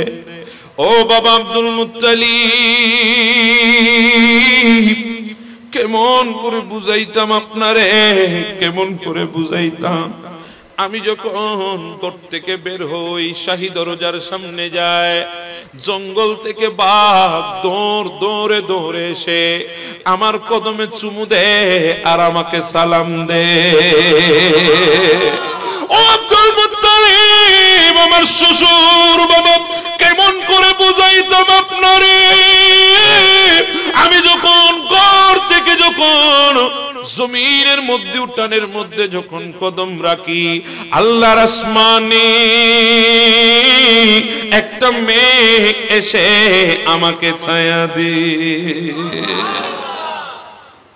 বাবা কেমন করে বুঝাইতাম আপনারে, আপনার বেটার আমানত যেদিন থেকে আমার গর্ভে এসেছে, ওই দিন থেকে আজিব আজিব এক অবস্থা আমার সাথে ঘটে।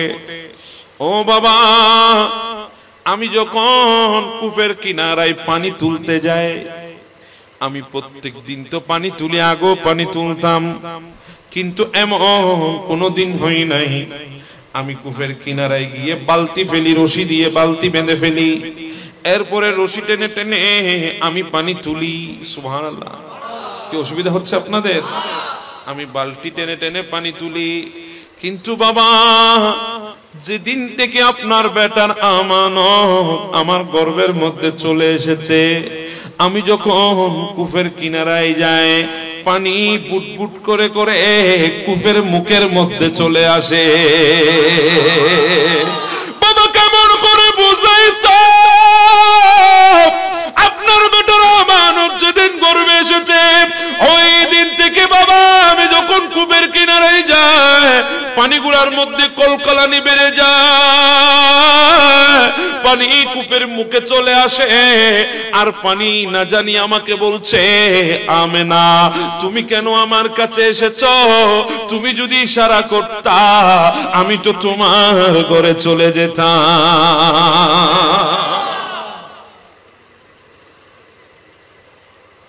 বাবা কেমন করে বুঝাই আপনারে। এদের এদের কি হয়েছে? এগুলা কি করতেছস তোরা?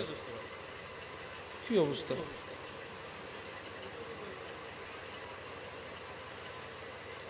আল্লাহুম্মা সাল্লি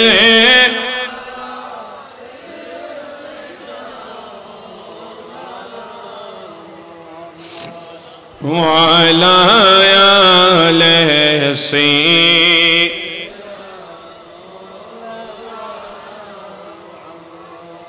মা আমেনা ডাক দিয়ে বলে, বাবা আমি যখন কূপের কিনারায় যাই, আমার সেহেলিয়া যারা আছে, আমার বান্ধবী যারা আছে, আমার প্রতিবেশী যারা আছে, তারা আমাকে বলে, আমেনা যাস না, যাস না। আমেনা তুই যতক্ষণ কূপের কিনারায় থাকোস ততক্ষণ কূপের পানি আমাদেরকে বালতি ফেলে টেনে টেনে তুলতে হয় না, কূপের পানি কূপের মুখের মধ্যে থাকে, আর যখন তুই চলে যাস পানি আবার নিচে চলে যায়। আমার নবী দুনিয়ার বুকে আসবে, মা আমেনার ঘরের মধ্যে 570 খ্রিস্টাব্দ 12 রবিউল আউয়াল সুবহে সাদিকের সময় আমার নবী দুনিয়ায় তশরীফ আনবেন। আমেনা বলে, আমার মাহবুব নবী আমার রেহেম থেকে যখন জলওয়ায়ে আফরোজ হলো, নূরের তাজাল্লি যখন আমার বিছানার মধ্যে পড়লো, আমি শুধু মক্কার জমিন নয় শাম দেশে কিসরার বাদশার যে রাজপ্রাসাদ ছিল, ওই রাজপ্রাসাদের 17টি মিনার জমিনের মধ্যে পড়ে ভেঙে যেতে আমি দেখেছি।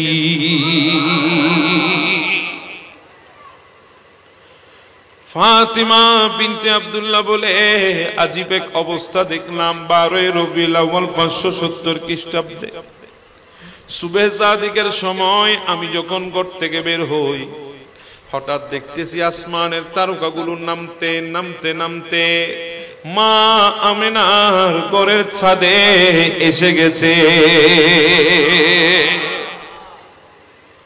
এজন্য তো আমার আলা হযরত বলে, সুবহে তৈবা মে হুই বট ताहे बड़ा नूर का सती कले ने नूर का आया है तारा नूर का अल्लाहुम्मा सल्ले अला सय्यिदिना मुहम्मद नबियाना।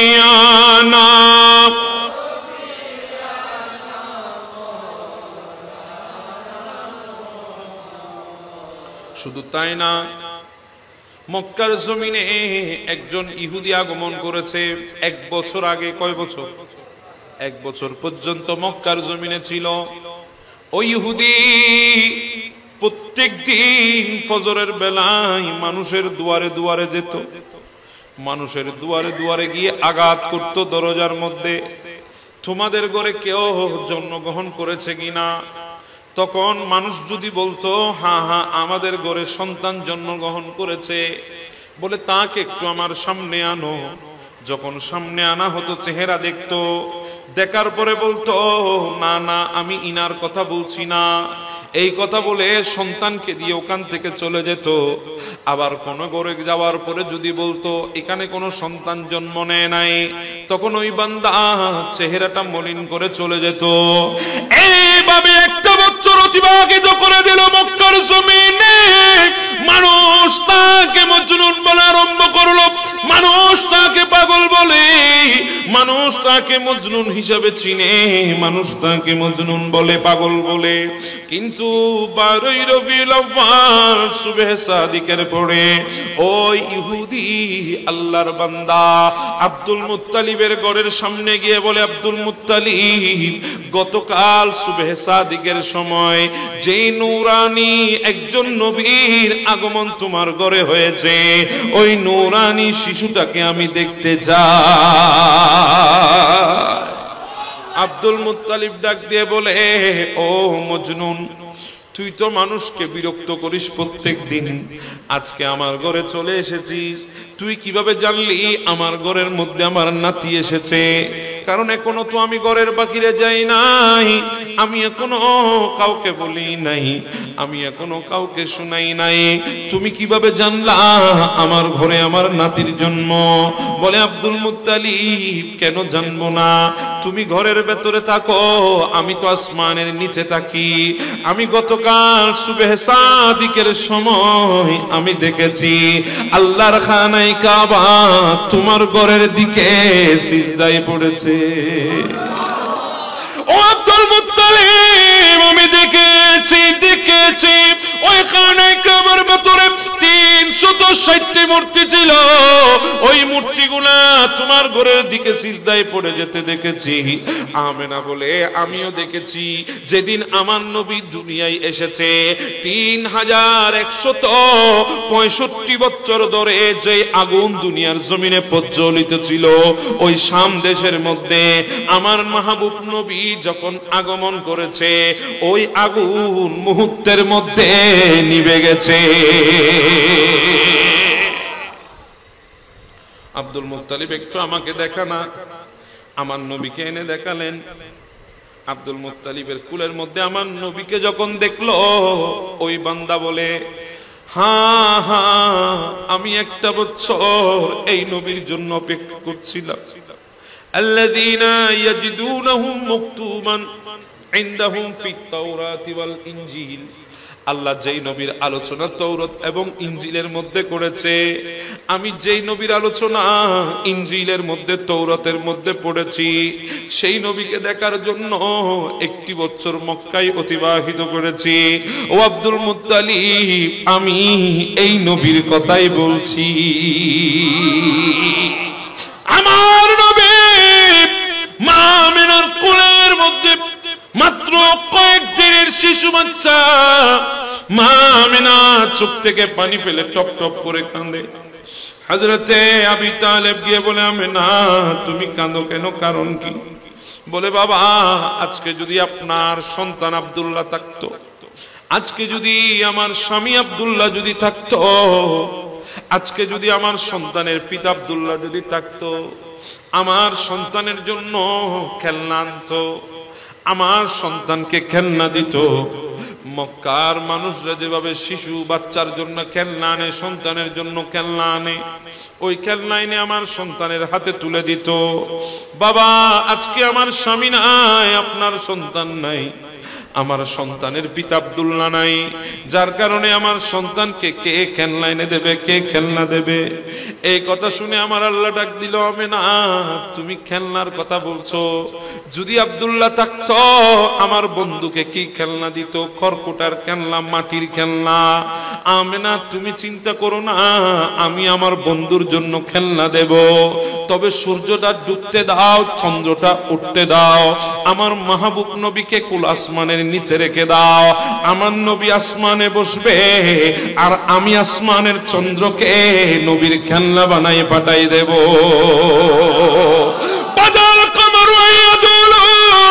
আমার নবী জমিনে বসবে আর আসমানের চন্দ্রের সাথে খেলবে। আবি তালিব বলে, আজীব এক দৃশ্য দেখলাম। আমার বাতিজা যেদিন উঠানের মধ্যে শুয়াইয়ে দিয়েছিলাম, আমি আবি তালিব দেখেছি আমার বাতিজা মুহাম্মদ সাল্লাল্লাহু আলাইহি ওয়াসাল্লাম জমিনে দুলনার মধ্যে শুয়ে শুয়ে শাহাদাত আঙ্গুলকে নাড়ে আর চাঁদ আমার নবীর ইশারায় নাচতে থাকে।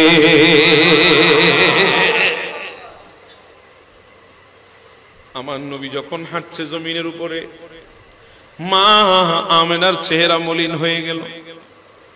আবি তালেব এসে ডাক দে, আপনি আপনার চেহারা মলিন কেন, চোখের পানি কেন? বলে, ভাই আজকে যদি তোমার ভাই আব্দুল্লাহ থাকতো, আমার স্বামী আব্দুল্লাহ থাকতো, আমার সন্তানের পিতা আব্দুল্লাহ যদি থাকতো, আজকে মক্কার মানুষেরা তাদের সন্তানগুলোকে হাতে ধরে ধরে বেড়াইতে নিয়ে যাচ্ছে। আমার স্বামী আব্দুল্লাহ, তোমার ভাই আব্দুল্লাহ, আমার সন্তানের পিতা আব্দুল্লাহ, সেও তো আমার সন্তানকে নিয়ে বেড়াইতে নিয়ে যাইতো। আজকে এই দৃশ্য দেখে আমি চোখের পানি ফেলেছি, আমার সন্তানকে কে বেড়াইতে নিয়ে যাবে? বাবা তো নাই। আল্লাহ ডাক দিয়ে বলে, আমিনা তোমার স্বামী আব্দুল্লাহ থাকলে আমার নবীকে কোথায় বেড়াইতে নিয়ে যাইতো? উকাস আর মাজান্না নামে দুইটা মেলাই তো মক্কার জমিনে আছে, দুই মেলা ছাড়া আর তো কোনো মেলা নাই। হয়তো খালার বাড়ি নিয়ে যাইতো, হয়তো ফুফুর বাড়ি নিয়ে যাইতো, হয়তো আত্মীয় স্বজনের বাড়ি নিয়ে যাইতো। আমিনা তুমি চিন্তা করো না, তুমি চিন্তা করো না, সময় আসতে দাও, একটু সবর ধারণ করো। ওয়াক্ত যখন আসবে আমি আমার বন্ধুকে বেড়াইতে নিয়ে যাব। সুবহানাল্লাযী আসরা বিআবদিহি লাইলাম মিনাল মসজিদিল হারামি ইলাল মসজিদিল আকসা।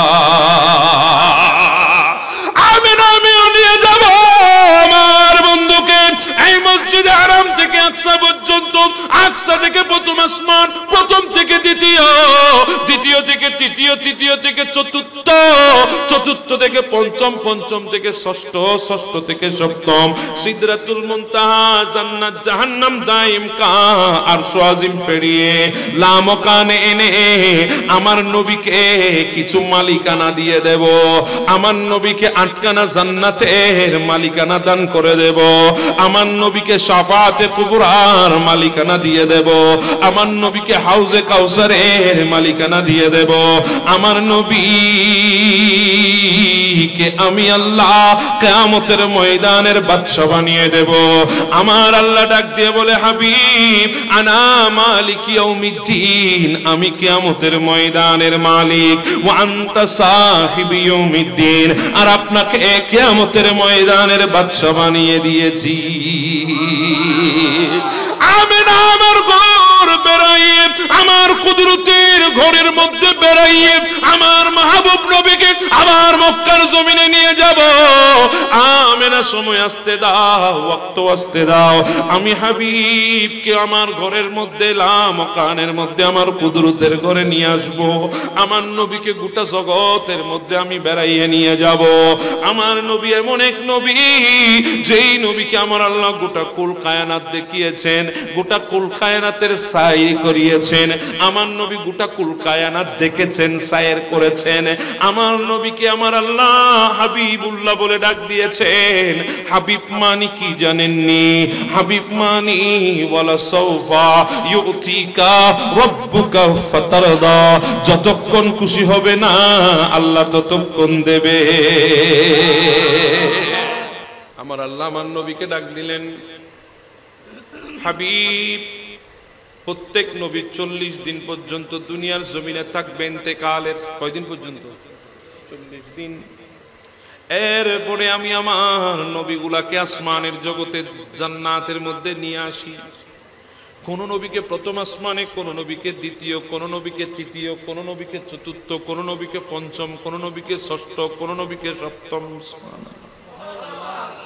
হযরত আদম সফিউল্লাহ যার ব্যাপারে আমার নবী বলে, আমি যখন মেরাজে গিয়েছি প্রথম আসমানে আমি দেখেছি আদম সফিউল্লাহকে, দ্বিতীয় আসমানে দেখেছি ঈসা রূহুল্লাহকে, তৃতীয় আসমানে দেখেছি ইদ্রিস আলাইহিস সালামকে, চতুর্থ আসমানে দেখেছি ইউসুফ আলাইহিস সালামকে, পঞ্চম আসমানে দেখেছি হারুন আলাইহিস সালামকে, ষষ্ঠ আসমানে দেখেছি মুসা কালিমুল্লাহকে, আর সপ্তম আসমানে দেখেছি ইব্রাহিম খলিলুল্লাহকে।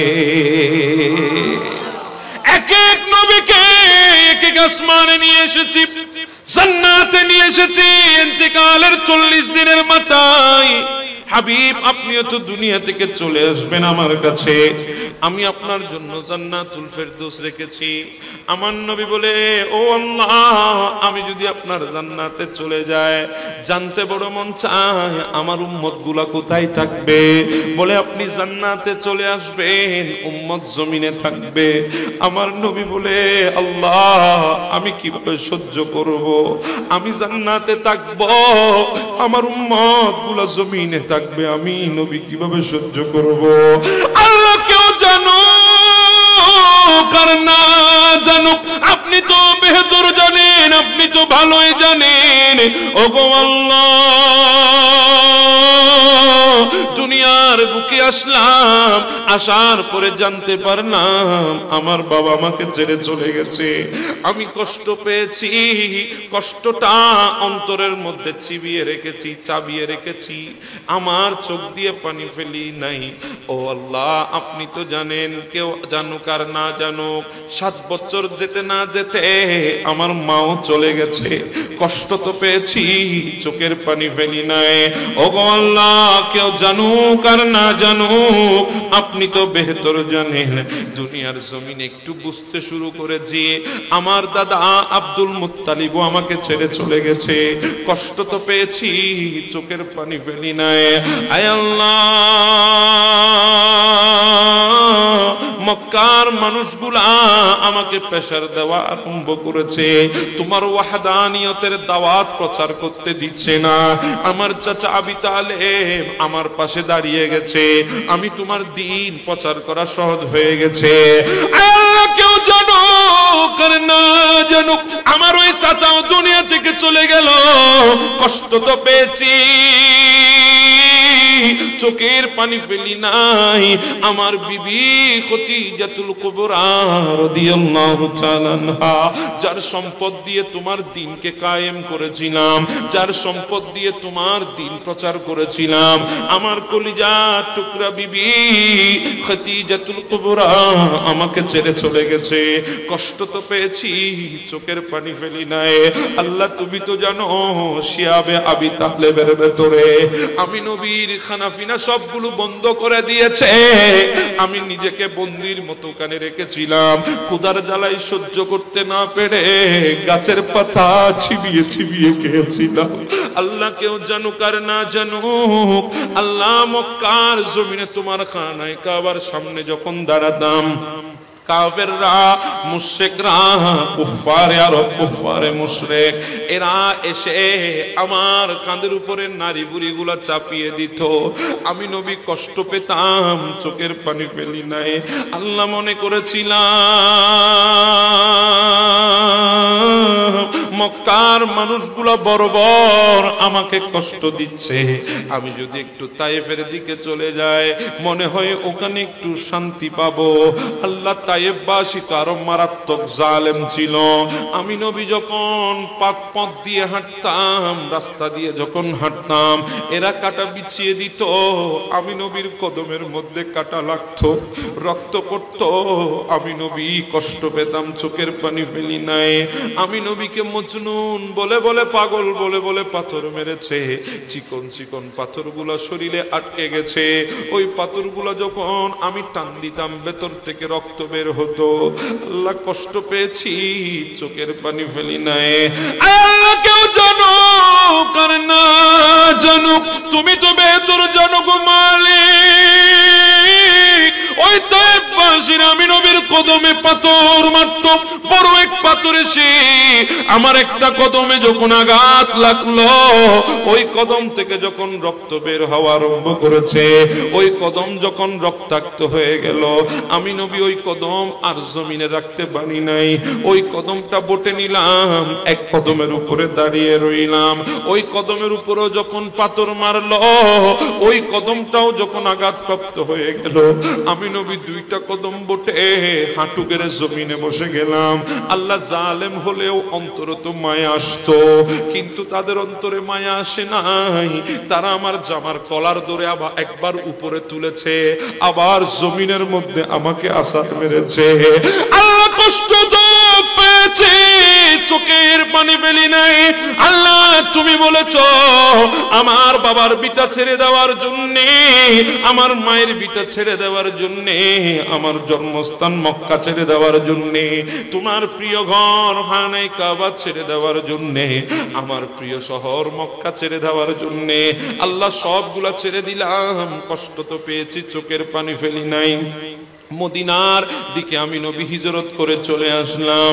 আয় আল্লাহ, মদিনায় আসার পরেও তারা ক্ষান্ত হয় নাই, আমার সাহাবীদের উপরে আক্রমণ করেছে। 17ই রমজান বদরের প্রান্তে আমার চোখের সামনে আমার সাহাবীরা শাহাদাত বরণ করেছে, তুমি বিজয় আমাকে দিয়েছো, কিন্তু আমার সাহাবীদের ইন্তেকালে শাহাদাতে কষ্ট তো পেয়েছি, চোখের পানি আমি নবী ছাড়ি নাই।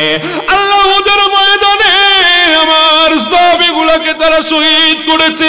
আমার চাচা হযরতে হানজালা রাদিয়াল্লাহু, হযরতে আমির হামজা রাদিয়াল্লাহু তাআলা আনহু, উনার শরীরকে 700 টুকরা করেছে, কলিজাটা পর্যন্ত বের করে চাবিয়েছে।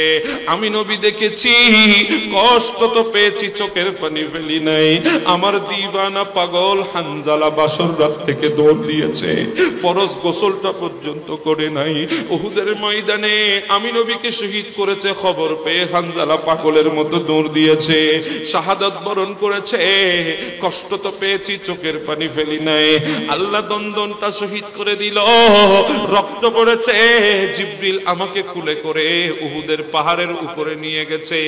আমি নবী তো দাঁত ভাঙার কষ্ট পেয়েছি, এরপরও তো চোখের পানি ফেলি নাই। আয় আল্লাহ, ক্ষুধার জ্বালায় পেটের মধ্যে পাথর বেঁধেছিলাম।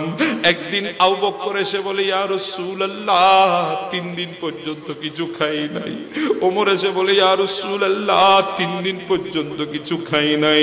আমার নবী বলে, আবু বকর, ওমর, তোমরা 3 দিন খাও নাই, আমি নবী তো 5 দিন পর্যন্ত খাই না। ও আমার আবু বকর, আমি নবী 5 দিন খাই নাই, তোমরা তো 3 দিন খাও নাই। আমি নবীর ঘরে 5 দিন চুলার মধ্যে আগুন জ্বলে না। আবু বকর, ক্ষুধা নিয়ে আমার কাছে কেন এসেছো? ওমর, ক্ষুধা নিয়ে আমার কাছে কেন এসেছো? বলি, ইয়া রাসূলুল্লাহ, যত ক্ষুধাই থাকুক, আপনার চেহারা দেখলে ক্ষুধা নিবারণ হয়ে যায়। আমার নবী বলে, আবু বকর চলো একটু বাইর হই। ওনারা 2 জনকে নিয়ে, শেখাইন 2 জনকে নিয়ে আমার নবী বের হলেন। যাচ্ছেন আবু আইয়ুব আনসারীর ঘরের সামনে দিয়ে। আবু আইয়ুব আনসারী কিভাবে বুঝতে পারলেন আমার নবী তার ঘরের সামনে দিয়ে যাচ্ছে? আবু আইয়ুব আনসারী ঘরের ভেতর থেকে একটা দৌড় দিয়ে রাস্তার মাঝখানে চলে এসে আমার নবীর সামনে দাঁড়িয়ে গেলেন। আসসালাতু ওয়াসসালামু আলাইকা ইয়া রাসূলুল্লাহ, আপনি আমার ঘরের সামনে দিয়ে যাচ্ছেন, আর আমি আবু আইয়ুব আনসারীর ঘরে একটু মেহমান হবেন না? এটা তো হতে পারে না। আমার নবী বলে, আবু আইয়ুব রে, কিভাবে বুঝেছো? আমি তোমার ঘরের সামনে দিয়ে যাচ্ছি, আমি তো তোমাকে ডাক দিই নাই। বলে, নবী গো, কেন বুঝবো না, কেন বুঝবো না? আপনি যেই দিকে হেঁটে গেছেন ওই দিকে তো মেশকের চাইতে আরো বেশি সুগন্ধি হয়ে গেছে।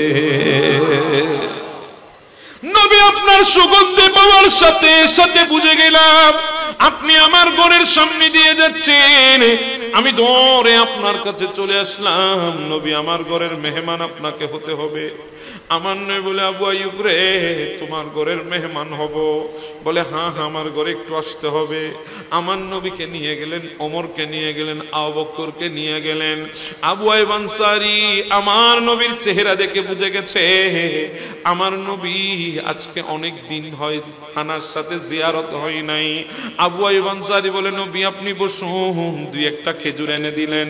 আপনি খেজুরগুলা খান, ততক্ষণে আমি রান্না বান্না করে ফেলি, আপনার জন্য রুটি গোশতের তৈরি করে ফেলি। আবু আইয়ুব আনসারী রুটি তরকারির তৈরি করলেন, আমার নবীর সামনে দস্তরখানের মধ্যে যখন দিয়ে দিলেন, আমার নবী একটা রুটি নিয়ে কয়েক টুকরা গোশতের টুকরো নিয়ে একজন খাদেমকে ডেকে বলে, খাদেম এদিকে আয়, আমার ঘরে নিয়ে যাও, আমার ফাতেমাকে দাও, আমার ফাতেমাও 5 দিন না কে আছে।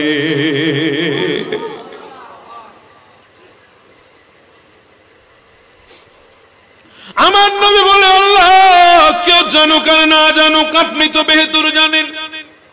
আমার ফাতেমা না কে আছে, কষ্ট তো পেয়েছি, চোখের পানি ফেলি নাই, চোখের পানি ফেলি নাই। আপনি বলেছেন আমার হাসান, আপনি বলেছেন আমার হুসাইন, আপনার দ্বীনের খাতিরে কুরবান করতে হবে। আমি নবী রাজি হয়ে গেছি, কষ্ট তো পেয়েছি, চোখের পানি ফেলি নাই। আল্লাহ 63 বছর হায়াতে জিন্দেগির মধ্যে দফায় দফায় কষ্ট, প্রত্যেকটা সেকেন্ডে সেকেন্ডে কষ্ট, পরীক্ষা, ইমতিহান, প্রত্যেকটা সময়ে আপনার দরবারে ইমতিহান দিয়েছি, প্রত্যেকটা সময়ে মুসিবতের মোকাবেলা করেছি, কষ্ট তো পেয়েছি, চোখের পানি ফেলি নাই। আর যখনই হাত তুলে বলতাম রব্বি হাবুলি উম্মতি, তখন তো আর চোখের পানি ধরে রাখতে পারি না। আল্লাহ যে উম্মত গুলোর জন্য চোখের পানি ফেলে ফেলে কেঁদেছে, আজকে আপনি বলছেন ওই উম্মত গুলোকে জমিনে রেখে আমি জান্নাতে চলে যাব। আল্লাহ কেমন করে যাব গো মালিক, উম্মত ছেড়ে যেতে পারবো না। আল্লাহ আমি আপনার জান্নাত জান্নাত চাই না, আমি কিয়ামত পর্যন্ত আমার গুনাহগার উম্মত গুলাকে নিয়ে মদিনায় ঘুমিয়ে থাকবো। আমার আল্লাহ বলে আপনি আসবেন না? বলে না, আসবো না। বলে ঠিক আছে, না আসলে অসুবিধা নাই, আপনার জন্য আমি জান্নাত প্যাকেট করে পাঠিয়ে দিচ্ছি। আল্লাহ জান্নাত পাঠিয়ে দিচ্ছেন? বলে হ্যাঁ পাঠিয়ে দিচ্ছি, নবী না আসলে জান্নাত পাঠিয়ে দেব। সুবহানাল্লাহ, জান্নাত বানিয়েছি তো নবীর জন্যই। আল্লাহ আপনি যখন আমাকে গিফট দিচ্ছেন আমি গিফট নেব, আপনি যখন হাদিয়া দিচ্ছেন আমি হাদিয়া নেব। আল্লাহ আপনি দিলে অস্বীকার করতে পারবো না, কারণ আপনি খালেক, আমি মখলুক। আপনি স্রষ্টা, আমি সৃষ্টি। আপনি লা ইলাহা ইল্লাল্লাহ, আমি মুহাম্মদুর রাসূলুল্লাহ। আপনি দিলে আমাকে নিতে হবে, তবে আমি উম্মত ছাড়া জান্নাতে ঢুকবো না। চাই জান্নাত উপরে হোক, চাই জান্নাত নিচে হোক, উম্মত ছাড়া কিন্তু ঢুকবো না। আপনার দেওয়া জান্নাতটা আমি আমার পাশে রেখে দেব, আমি জান্নাতের পাশে ঘুমাবো। আর দেখবো সকাল সন্ধ্যা আমার উম্মত গুলা মদিনায় আসবে, ওই জান্নাতের মধ্যে ঢুকবে আর খুশি হবে। আমি নবী দৃশ্যটা দেখে আমার অন্তরকে সান্ত্বনা দেব। ওই জান্নাত হলো রিয়াজুল জান্নাহ। আরে বাবা, আপনারা মিলাদুন নবী করছেন, ছোট ছোট লাইট দিয়ে জমিন সাজিয়েছেন, ডেকোরেশনের দোকান থেকে ভাড়া করে আনা লাইট দিয়ে জমিন সাজিয়েছেন। আল্লাহ বলেন না যায়্যানাস সামাদ দুনিয়া বিজিনাতিল কাওয়াকিব, আমি নবীর আগমনে আসমানের মধ্যে তারকা দিয়ে নবীর মিলাদুন নবীর লাইটিং সাজিয়েছি।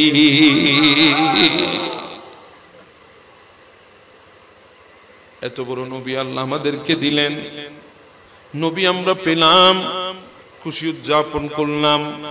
সেই খুশি তখন বরাবর আদায় হবে, হক বরাবর আদায় হবে যেদিন আমার গালের মধ্যে নবীর সুন্নত দাড়ি থাকবে। কথা বলেন ঠিক না ঠিক? যেদিন আমি মসজিদের প্রথম খাতারে নামাজি হিসাবে দাঁড়াতে পারবো, মুসল্লি হয়ে দাঁড়াতে পারবো, যেদিন নবীর সুন্নত আমার আপাদমস্তক থাকবে, সেদিন এই খুশি আমার জন্য পারফেক্টলি আদায় হবে। নতুবা নবীর সুন্নত আদায় না করে নবীর হক আদায় করা যাবে না, কখনোই যাবে না। আমি আপনাদের কাছ থেকে আজকে একজন চাচ্ছি। কয়জন বলবেন হুজুর এতক্ষণ নবীর প্রেমের আলোচনা শুনেছি, নবীর দিওয়ানির আলোচনা শুনেছি, নবী উম্মতের জন্য দিওয়ানা, তা আমরা উম্মতরাও নবীর জন্য দিওয়ানা হওয়ার দরকার আছে না নাই? জি বলেন, আছে না নাই? শুধু মুখে বলবেন মানবো না। আজকে একজন চাচ্ছি যে বান্দার মুখে দাড়ি নাই, দাঁড়ায় আমাকে ওয়াদা করবেন হুজুর আজকে থেকে আমি মুখের দাড়ি রাখবো। একজন, সির্ফ একজন, একজন যুবক আমাকে হাত তুলে আজকে ওয়াদা দিতে হবে, না হলে এই ওয়াজের কোনো অর্থ নাই, এই মাহফিলের কোনো সার্থকতা নাই। এতক্ষণ নবীর প্রেমে চোখের পানি ফেলেছেন, হৃদয় ঘামিয়েছেন, চোখের পাতা ঘামিয়েছেন, এগুলা সব সফল হবে যখন একজন ভাই উঠে আমাকে ওয়াদা দিতে পারবে, যার গাড়ি দাঁড়িয়ে আগে থেকে নাই, এখন থেকে দাঁড়িয়ে রাখবে। একজন আমাকে উঠে ওয়াদা দেন, একজন। আবার কি রে তুরো দাঁড়িয়ে রাখতাম হইন্য বা তুই কা ডিস্টার্ব শুরু করে দিস ভাই। একজন আমাকে ওয়াদা, হাসবেন না, ওটা হাসিন মাহফিল না, হাসছেন কেন? একজন আমাকে ওয়াদা দেন, একজন, একজন দেখাতে হবে আজকে। একজনও নাই, একজনও নাই। হায় আল্লাহ, কই একজন আমাকে ওয়াদা দিতে হবে। দাঁড়িয়ে এগুলার ওজন কি কয়েকশো কেজি? বলেন না, কয়েকশো কেজি দাঁড়িয়ে রাখলে কি স্মার্ট কম দেখা যায়? আমাদের অনেক যুবক ভাই আছেন বলে হুজুর এখনো বিয়ে করি নাই, প্রেমও করলাম না। মাশাআল্লাহ, মারহাবা। নাম কি? জি বুঝি নাই।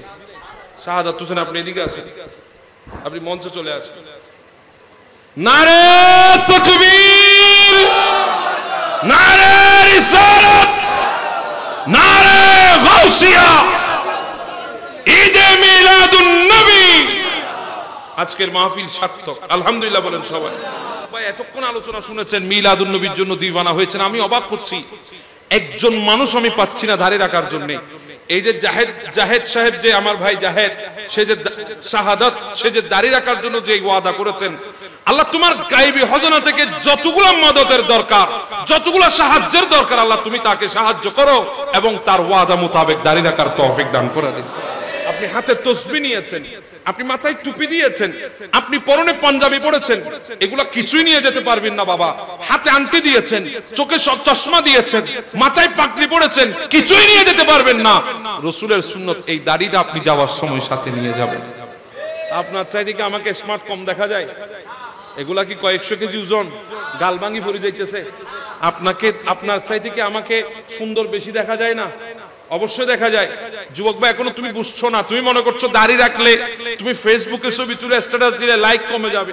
আর বাবা, তুমি লাইক এখনো যদি প্রত্যেকদিন সেভ করে লাইক দাও, তুমি যদি পোস্ট দাও, সেখানে 100-200 লাইক পড়ে, আর আমার ছবি গেলে সেখানে 4-5 হাজারের উপরে লাইক পড়ে। তাহলে বুঝে নাও, নবীর সুন্নাত যে আদায় করবে, সে পৃথিবীর বুকে ভাইরাল হওয়ার জন্য তার থেকে বেশি প্রয়োজন হবে না, পৃথিবীর বুকে সেলিব্রিটি হওয়ার জন্য তার থেকে বেশি কিছু প্রয়োজন হবে না, পৃথিবীর বুকে সারা জীবনের জন্য সেলিব্রিটি ওই বান্দা হতে পারবে যেই বান্দা নবীর সুন্নাতকে আপন করে নেবে।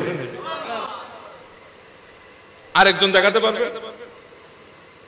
আমার শাহিদ ভাইয়ের দিকে উৎসাহিত, শাহাদাত ভাইয়ের দিকে উৎসাহিত হয়ে আরেকজন কেউ আছে? এছাড়া বলছেন হুজুর, মাশাআল্লাহ মাশাআল্লাহ। নাম কি? মোহাম্মদ? চলে আসো। নারে তাকবীর, নারে রিসালাত, নারে গাউসিয়া, ঈদে মিলাদুন নবী। আপনারা খুশি না বেজা? জি বলেন, খুশি না বেজা? এই মাহফিল আজকে সার্থক। কথা বলেন, ঠিক না ঠিক? বিরানির মধ্যে সার্থকতা নাই, মাহফিল সাজিয়ে যায় এত বড় সার্থকতা নাই। আজকের মাহফিল সার্থকতা এখানে। মাশাআল্লাহ, একটা ফুলের তোড়া দেন। ও ভাই, না আল্লাহ না দি তাআলা ফুল তোড়া।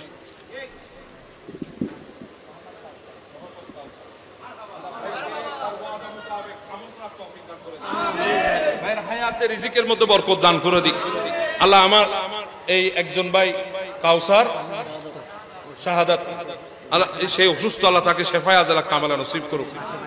আল্লাহ তাদের উভয়কে আল্লাহ রসুলের আজকের এই মাহফিল থেকে যে ওয়াদা করেছেন নবীর সুন্নতকে আপন করে নেবেন, আল্লাহ পাক এনাদেরকে নবীর সুন্নতকে আপন করে নিয়ে আদায় করার তৌফিক দান করে দিক, আমিন।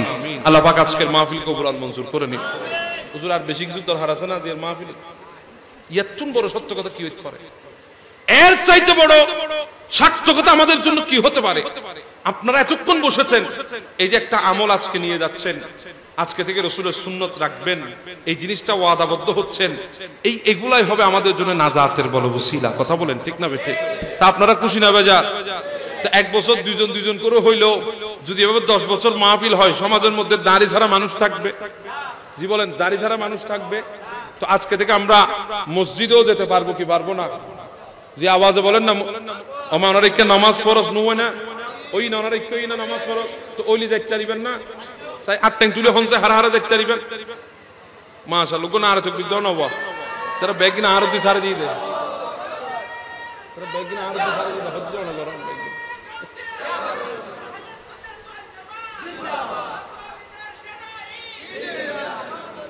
আল্লাহ আজকের মাহফিলকে যতদিন আসমান আর জমিন থাকবে, আল্লাহ এই দুই ভাইয়ের আমলের বিনিময়ে দায়েম আর কায়েম রাখার তৌফিক দান করে দিন।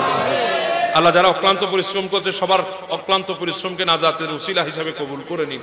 আমার হুজুর এতক্ষণ বসা ছিলেন, আল্লাহ হুজুরের হায়াতে, হুজুরের সেহতে আল্লাহ পাক কোটি কোটি গুণ বরকত দান করে দিন। আজকের মাহফিলকে আল্লাহ কবুল আর মঞ্জুর করেন, আমিন।